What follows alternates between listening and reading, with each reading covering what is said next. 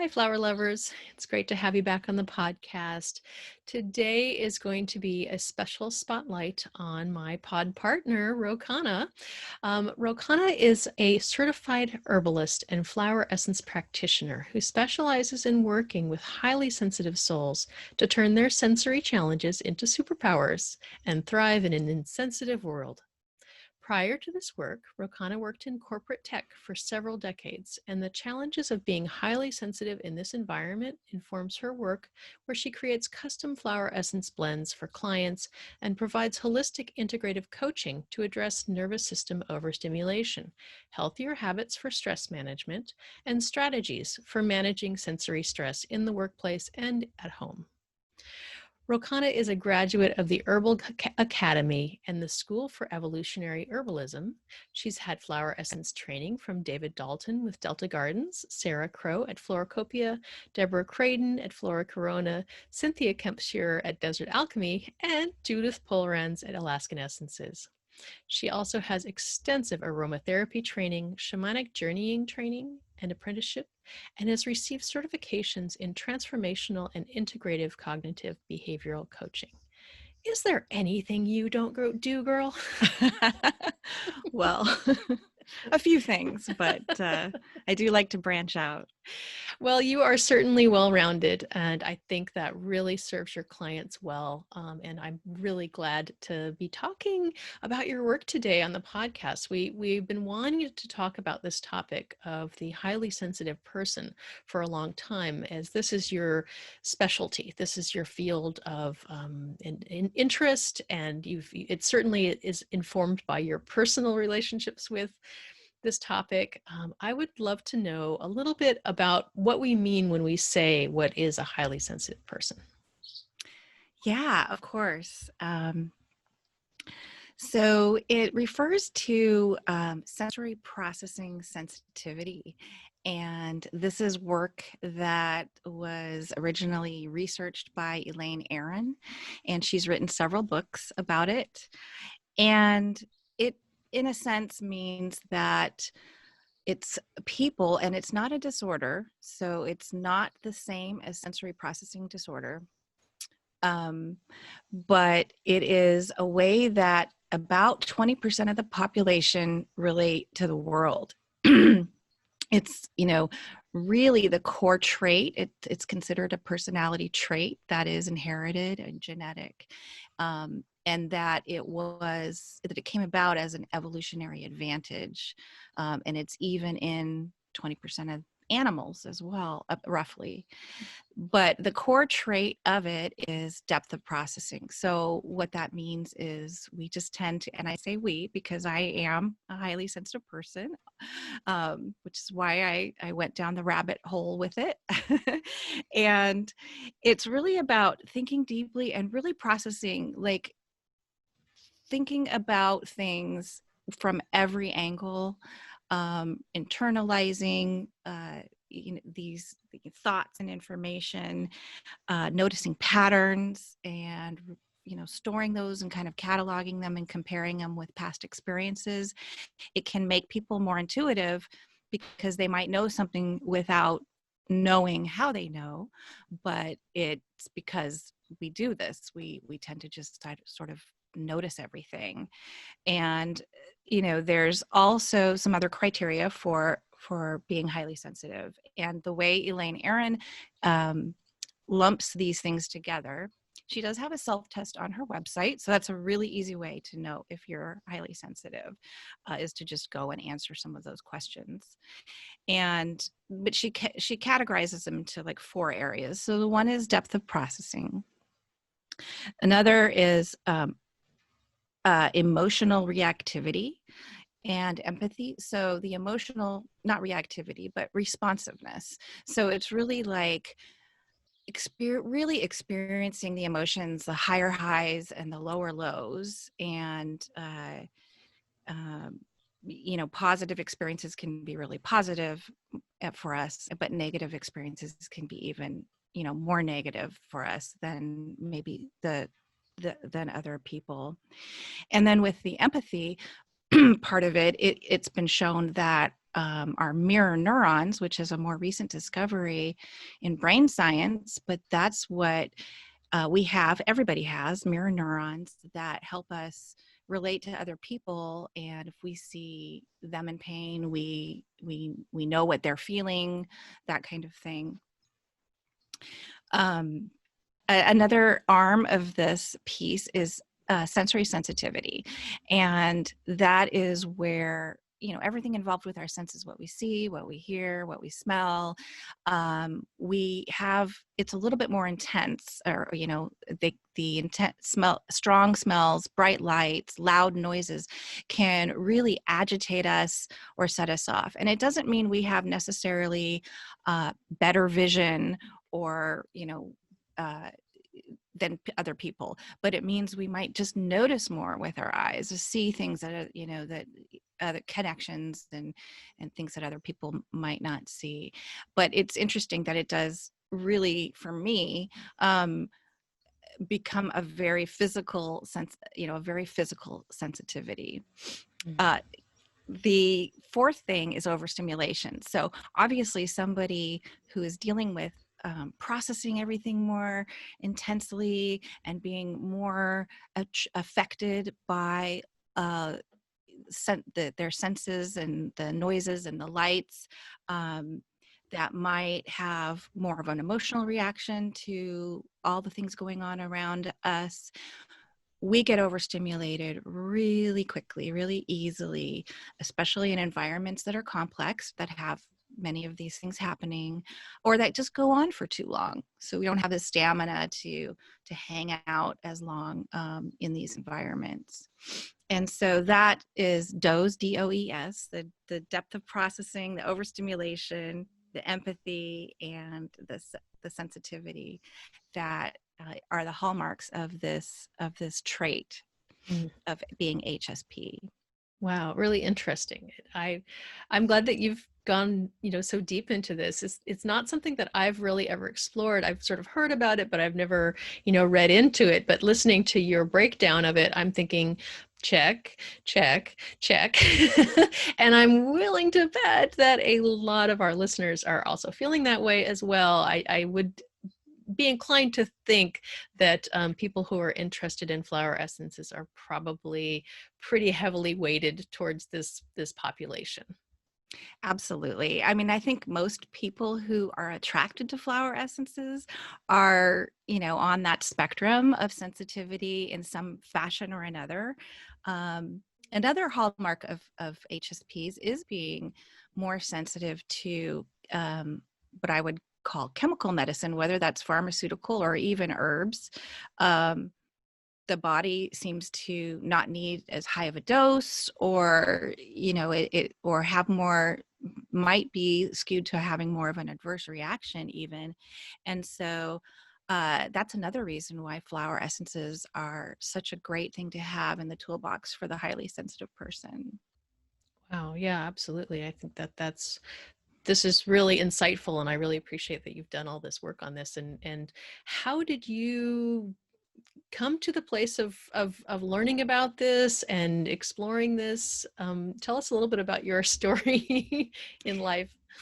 Yeah, well, I mean, I always knew that there was something, I thought there was something wrong with me for most of my life. And that's a common story that you'll hear from most highly sensitive people. And, uh, so I knew there was something different. But I went through my life and became, got into, as an adult, I was really good with working in tech and business and doing analysis. So I became a business systems analyst for a large corporation, and then eventually a programmer. Um, and what I look back on that now, I know that being an analyst was kind of second nature to me, because that's the way my brain worked. My brain really like to dive in deep and see all the different facets of information and put together stories for what that means. Um, to be able to interview people in that world, there's a lot of customer interviews to find out what they say need in in a computer system or an interface. And I was always really able to just be intuitive in how to find, sort of elicit that information from people who weren't part of that world and didn't really know how to create a computer system. So that's where I kind of was able to turn this sort of intuition and this ability to process information into into a plus for me. But the minus was working in that world and working in a corporate environment, also as a woman, in buildings that were very brightly lit with fluorescent lights. And maybe there were a lot of phones ringing, or, it's very high stress. And so I did not know how to manage that at all. I had no tools in my toolbox for managing stress. And as a young person, I basically turned to drugs and alcohol. I, was a binge drinker on the weekends, and I eventually got into taking anti-anxiety medication because I just had no tools for managing the stress. So, long story shorter, I will say that it's been a journey. It's been a long journey that's been full of a lot of challenges. But once I started to realize that I needed better ways to manage my stress, and I found herbs and flower essences and other kinds of support, and I started making healthier choices for my life, I started to accept the parts of myself that I never would allow. I'm also an introvert. And so once I started to accept that, I wasn't so hard on myself for not being able to go out in social situations and sort of do what other people were doing and burning the candle at both ends. And I I realized that, I just had to do what I needed, what my body needed. I still didn't know about HSP at this time. So it's only really been in the last, I don't know, 5 years that this started becoming something that I became aware of. And once I read Elaine Aron's list and started reading her book, it just changed my life. And that acceptance of finally realizing, oh my God, there's not something wrong with me. This is a real thing. And not only is it a real thing, it, it you know, and it's not just about trying to manage the overstimulation. It's something that I can really revel in these gifts. They helped me in my earlier career, and they help me now. And when I realize what I need to use these in a positive way and not get overstimulated by them, that's where the sweet spot is. And that's what I like to help my clients find as well. Yeah, there's so many, and I'll say women because I think probably like your practice is like mine, where we do mostly work with women, although certainly not exclusively. But it is a real challenge to be sort of a normal person, working in a normal job in a normal office environment. It's really a stressful situation, whether you're sensitive or not. But certainly, if you're sensitive, it is a kind of a minefield of toxicity, of emotional toxicity and power dynamics, and then just the simple fact of you're in this artificial environment and you have to show up every single day based on a schedule that you're not setting. It's really a challenge, and it's no surprise that so many people have to resort to, sort of trying to manage their life the best they can in whatever way they know how. And I love that you're able to help, sort of gently guide them into ways that are more healthy for them, that are more appropriate. And I'm assuming that you're not coming from, sort of an abstinence only kind of approach. It's more like, hey, let's move this in this direction if we can. Yeah, absolutely. I mean, it's not, for me, it's about finding healthier tools and not having any judgment. I mean, we do what we do to survive. And if we can do better in that sense, then that's the goal. So, I mean, I don't work with people with severe addictions. That's not my wheelhouse. But in finding, when I first started using flower essences, I was using Rescue Remedy to help get off of anti-anxiety meds. And I didn't know anything about flower essences really, or all of the other options that there were. But I felt like that was a huge part of me um, being able to react more appropriately to triggers and stresses. Whenever I'd get thrown off, I would use some Rescue Remedy, and that seemed to help me a lot. So instead of grabbing for a little box with a pill in it, I used the Rescue Remedy gummies. And so it's the same, I'm grabbing a little box with a gummy. I just replaced that habit and started to pay attention more to what the triggers were, so that I, eventually I got better at digging in deeper and finding what those triggers. But in the beginning, it's just, let's get an array of tools and start to look at how we can replace things that might not be so healthy with things that are better. But with the flower essences, you get the extra, it's extra added benefit of it really. I know I look at flower essence as kind of taking your hand and leading you on a path. And so there's a gentle catalyzing action, and that leads to the next step. And then that leads to the next step. And then that, that's your ally on a journey, whether you're starting a journey or not. I look at the Rescue Remedy as the first ally for me that I had. Yeah, and I'm sure that you recommend that to like we do, like to anyone we meet, as a wonderful starting place, and a wonderful interruption of a cycle that is a deleterious one, in moving it into a better way. And it's not just that it's sort of like a treatment kind of a thing where it's changing temporarily. It actually is working on deeper levels. So, it's not the same as if we just interrupted, sort of a chemical component with an energetic one. We're also building a level of health in the person that's taking it. Absolutely. And then also, I use herbs for managing the nervous system. And that way, our nervous systems, everybody is pretty much overstimulated right now, especially, but in one sense or another, in our society by its nature is overstimulating, as we've talked about quite a few times on our podcasts before.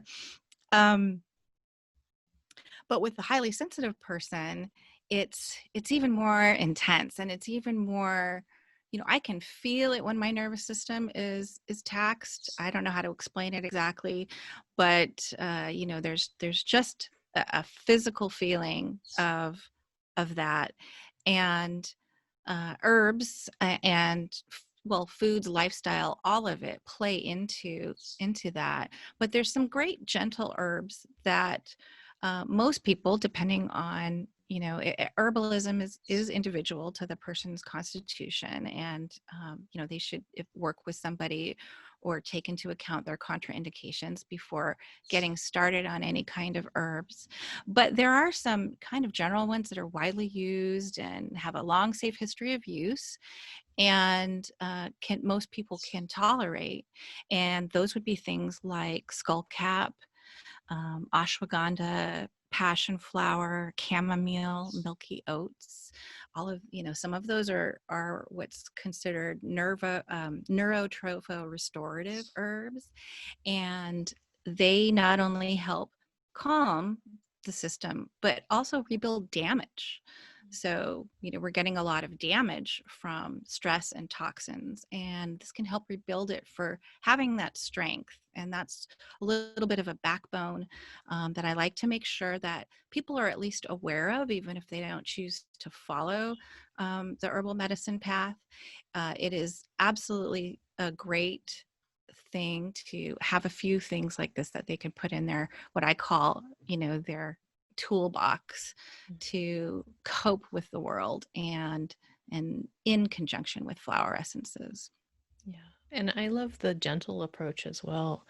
This, there's so much in the world that wants us to just sort of willpower our way through it, gut it out. And you're weak if you're feeling all of these things, or if you're not managing it just simply through the willpower down. And the essences and the herbs are just they're so bottom up, right? They give you more capacity for being in your body, for being in the world, and for your stress levels are reduced just because you're being supported in this way. But you're also, what you were talking about a little bit earlier, was you're starting to become more attuned to what's setting you off, and that can give you more choices for, I'm going to absent myself from the situation for a little while while I reset, or I'm going to change this pattern because it's not doing me any good. Absolutely. Yeah. Um, I like the way you put that. And in the process, it's also about learning to manage these things, managing your environment. So, it's not like taking a flower essence is going to change the way the fluorescent light is glaring on your screen and causing fatigue to your eyes and headaches. That's not. Now, flower essences might help you not overreact in a way that might make you look bad at work.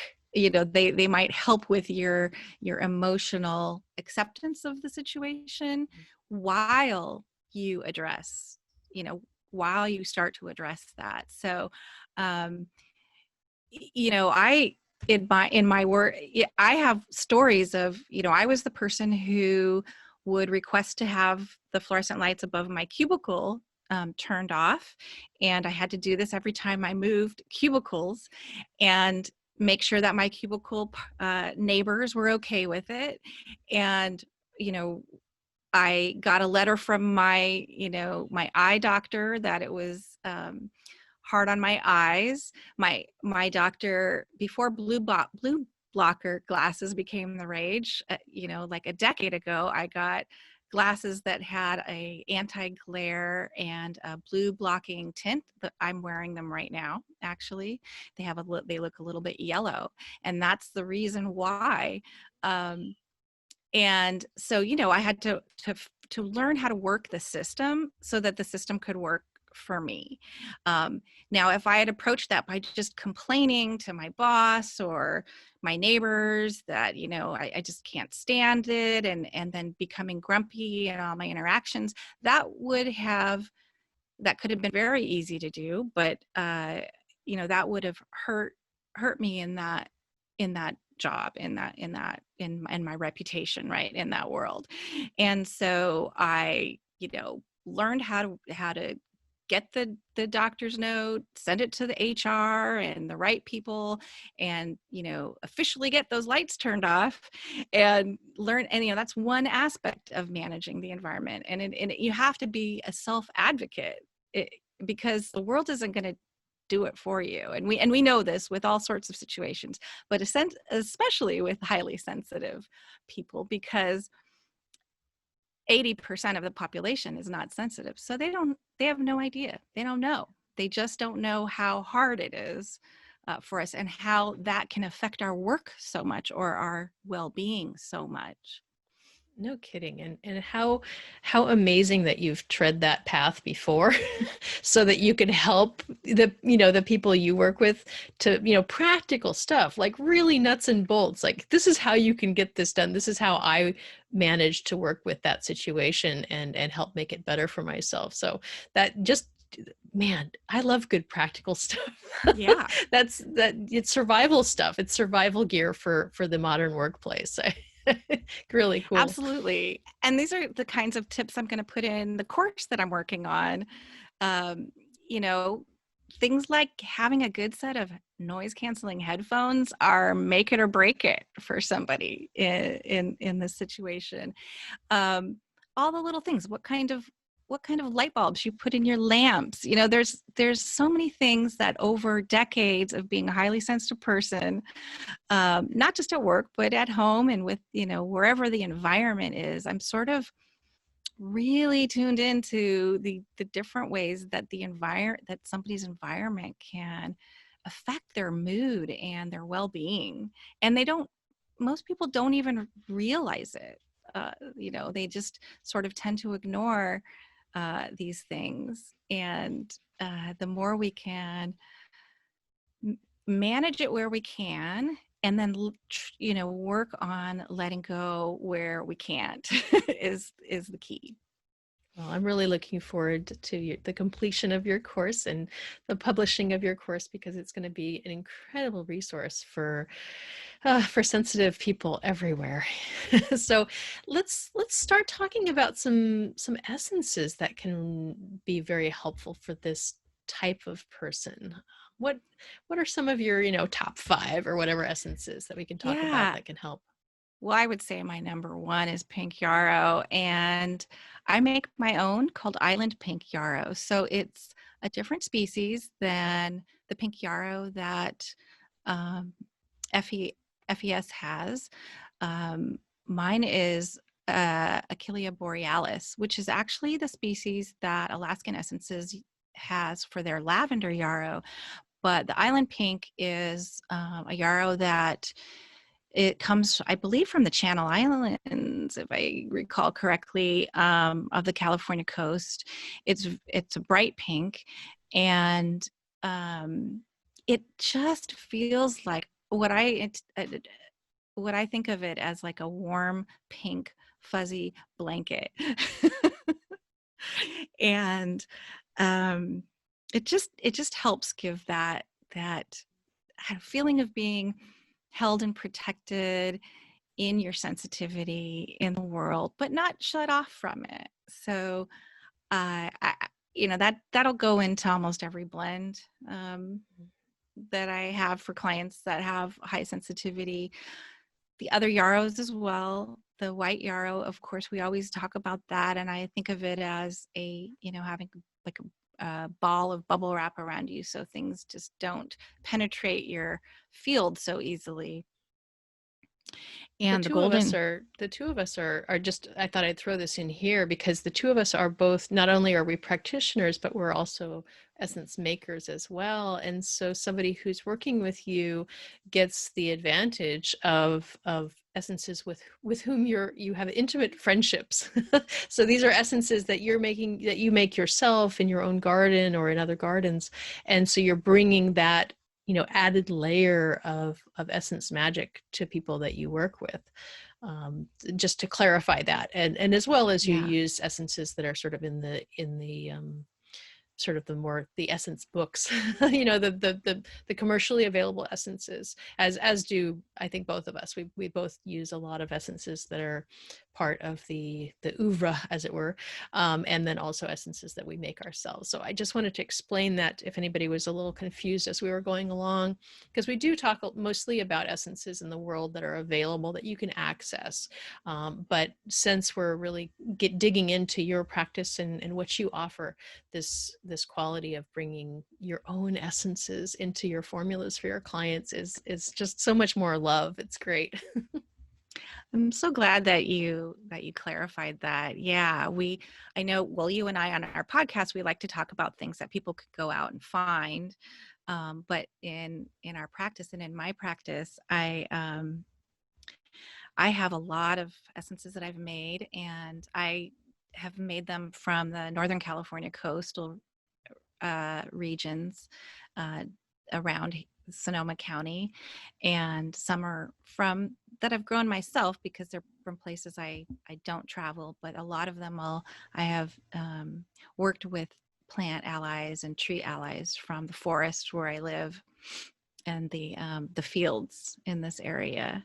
So it is really special. You mentioned in when you introduced me about the shamanic journeying and apprenticeship work I did, and when I left the corporate world, so it's sort of a real 180. People probably don't, um, wonder how I got from being in corporate tech to working with flower essences. But I had started studying herbalism way back when I was still doing computer programming and design and so forth.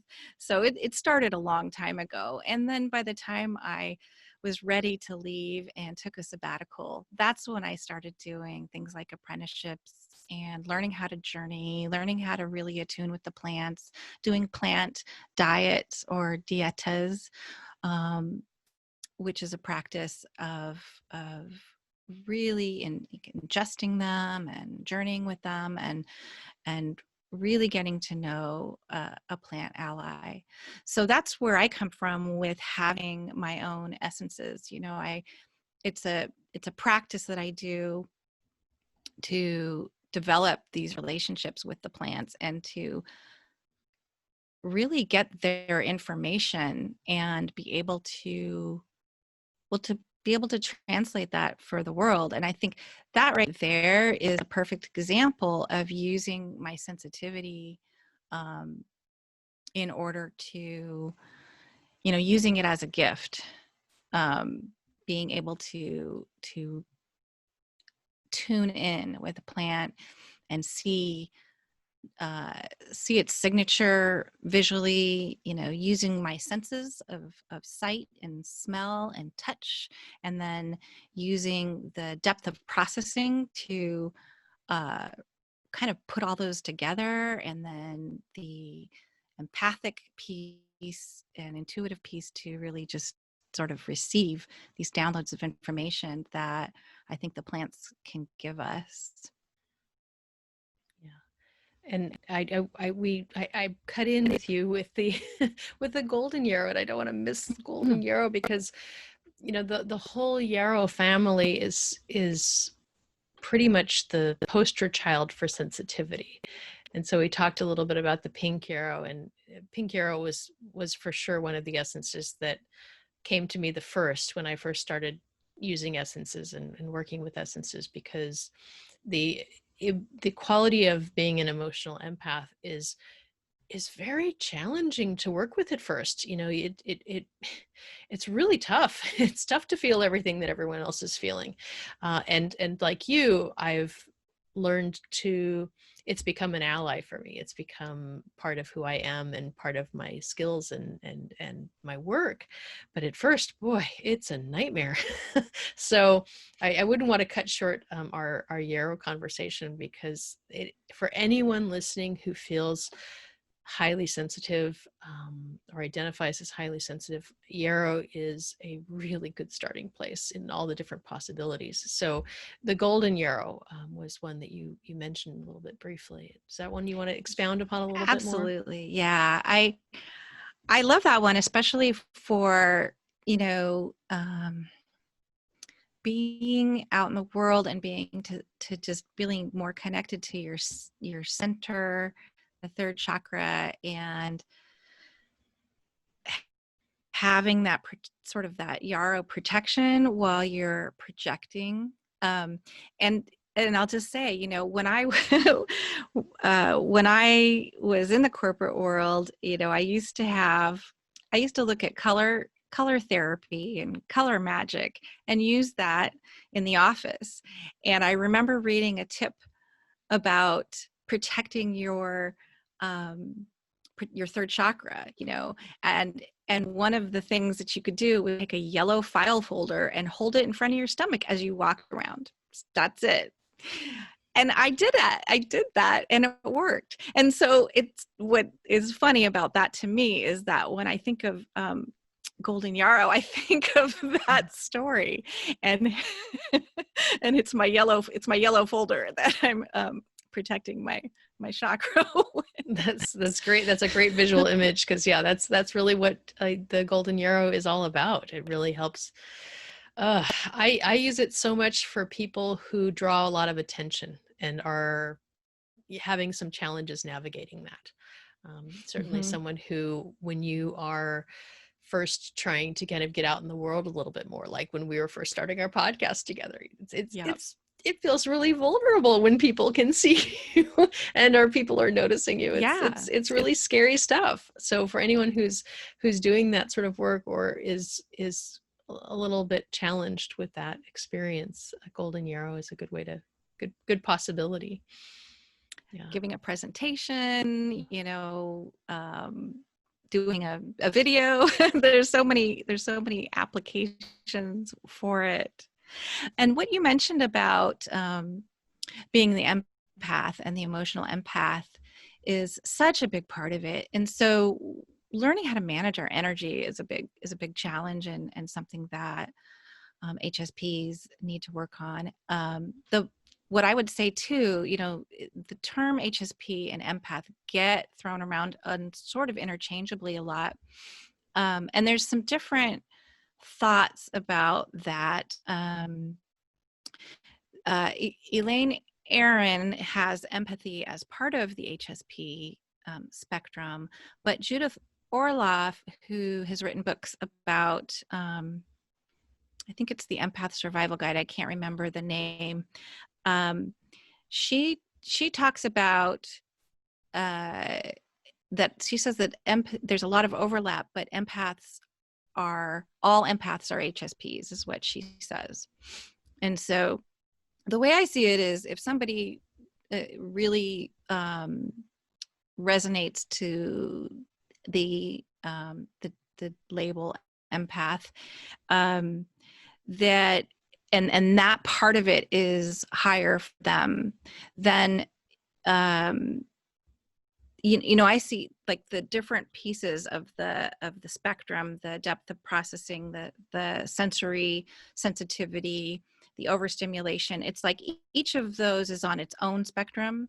So, you could be really high in one and lower than the other. So somebody who maybe calls himself an empath is probably the highest in that empath spectrum.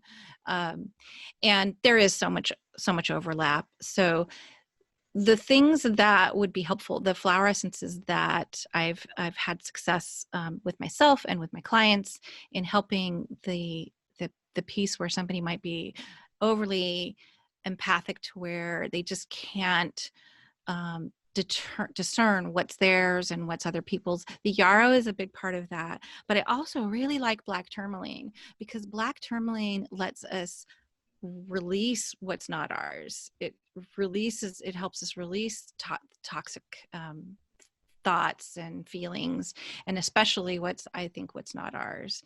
And I liken it to a practice, an energy practice that I learned, where you sort of, if you're standing talking to someone who's just throwing off a ton of energy, whether that's positive or negative emotionally, like, to people who are sensitive and empathic, it's just like being crushed with a tidal wave, and how do you get out of the way of that? How do you stop it so it doesn't just completely inundate you? And the black tourmaline reminds me of the energy practice, where you imagine yourself as being like a hole right through, the middle of you, and it just goes in one way and goes out the other. It doesn't stay, it doesn't stick. And then, there's other practices like mirroring things back, and there's a whole that's a whole other topic, all of these exercises, these energy exercises that are helpful for people. It's just all part of building your tool set, isn't it? It's the really is. It really is. Yeah. Are there any other essences? And then a couple other essences that are just absolutely essential to for the HSP? Yeah, staying grounded, grounding essences. There's always going to be a stone or a tree in the formulas that I make, or more.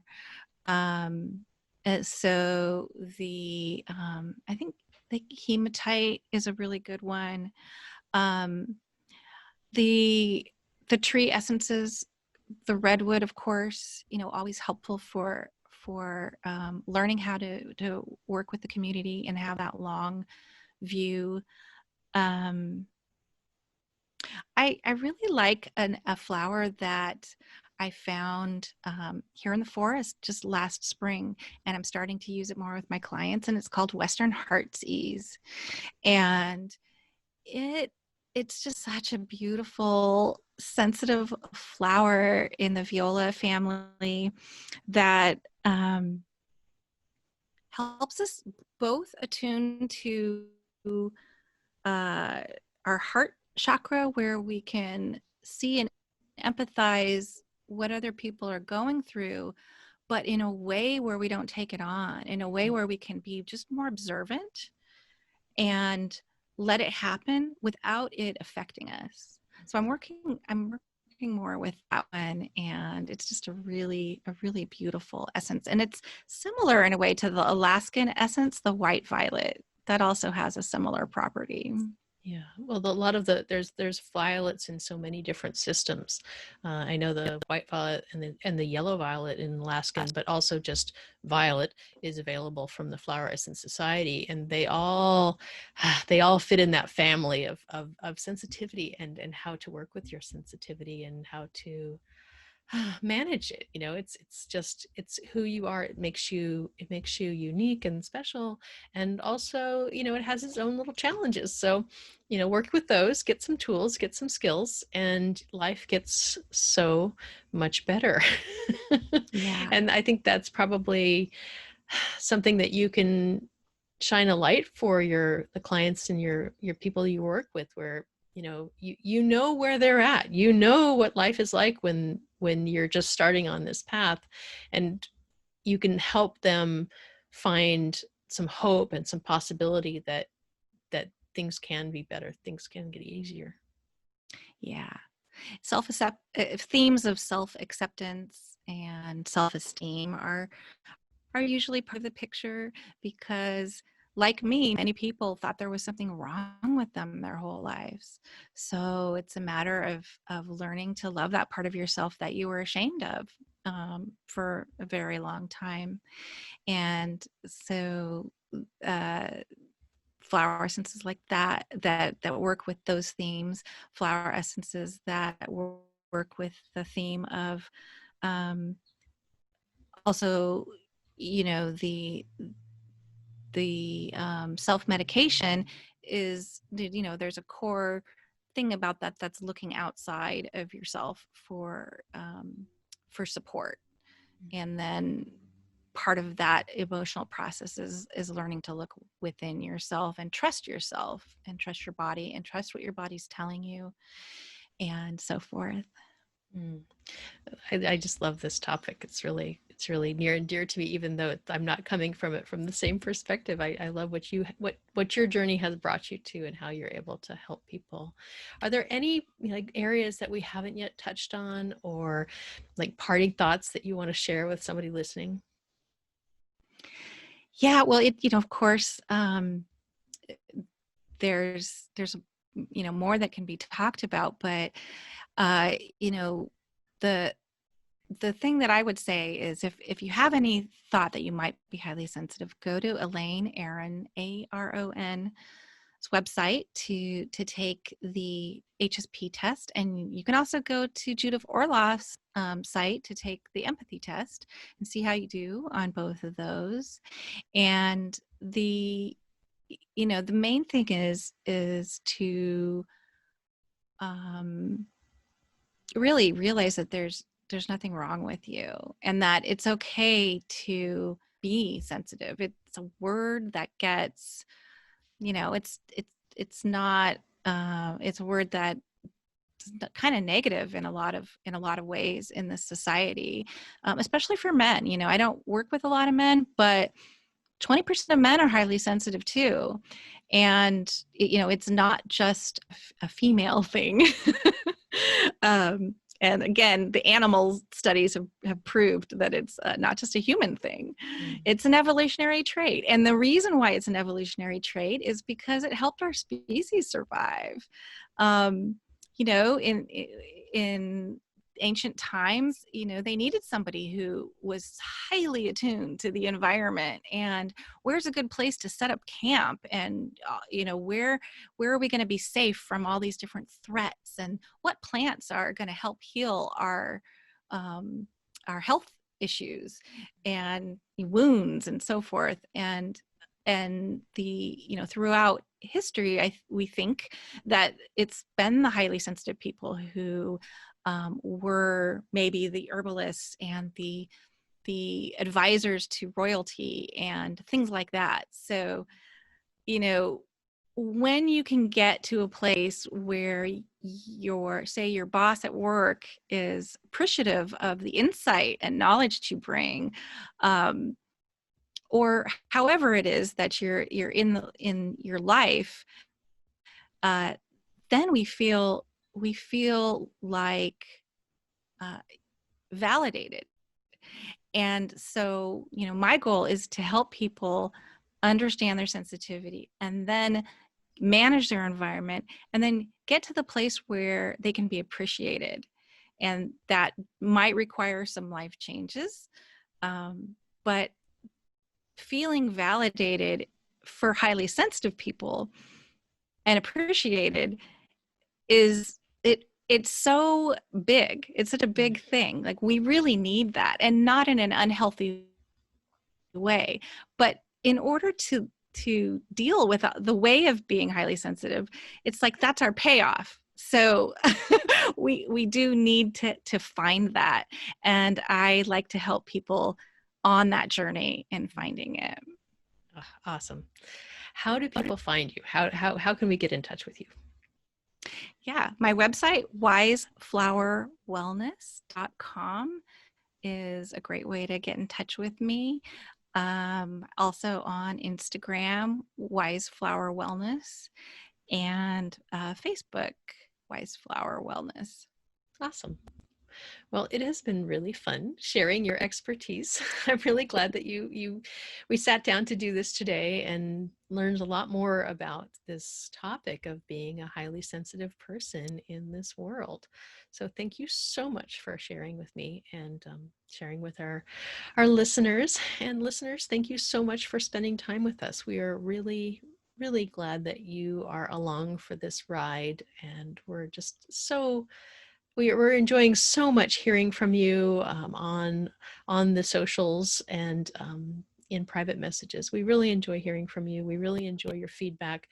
We love to hear suggestions and ideas for topics that we can address upcoming. And we certainly have a lot in the plans for next year, and we're really excited to bring more great topics and more people that you should get to know a little bit. And this world of flower essences is broad and diverse and beautiful, and we want to share all of that with you.